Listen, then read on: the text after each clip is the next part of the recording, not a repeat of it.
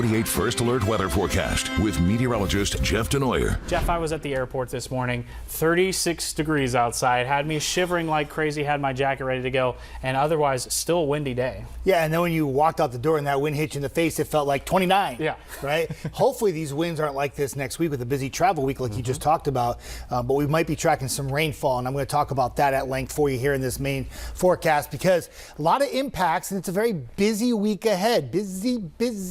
Yes. Windy, 565 right now. Madison, 54 degrees. Camera's shaking.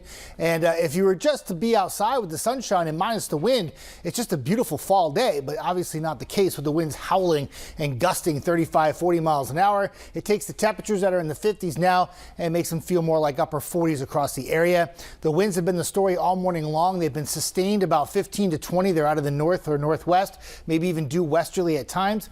And then the gusts themselves have been 35, even 40 miles an hour. The winds will stay gusty through the afternoon and right into the evening, and the breezy conditions will continue for much of the night. So temperatures may drop into the 30s, but that breeze staying persistent overnight will mean that wind chill values tomorrow morning could once again be right around 30 degrees. Wind advisory for just about everybody in the Tennessee Valley now.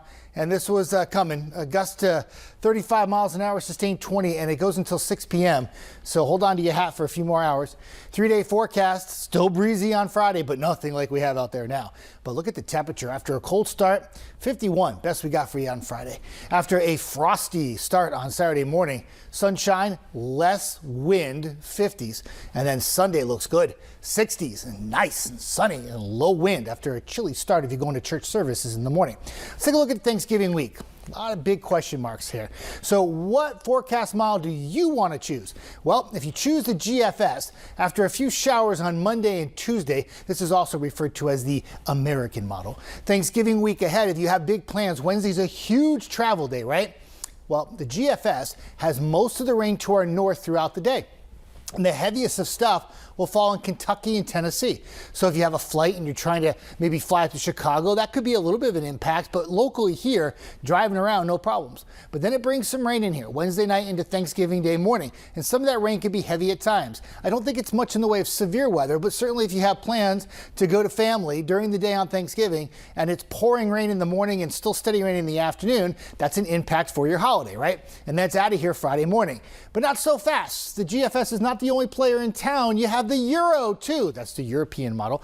And yeah, the turkey's confused. I'm sure you all are at home too. But this is what we talk about, how we're trying to put a forecast together a week away on a big travel week that you're all like waiting to see how it's going to play out, right? Totally different time frame. Rain stays north on Thanksgiving morning, and not until almost nighttime does it move through the area, and it's more of an impact for Thursday night into Friday. Some of that rainfall could be heavy at times, and some rumbles of thunderstorms are possible. So obviously we got to get kind of these things back into line, right? They're all over the place, and that's what we do here at WAFF 48. We'll iron it out for you and get that forecast more exact as we get closer to that day. All right, Jeff, see the turkey on the screen. Thank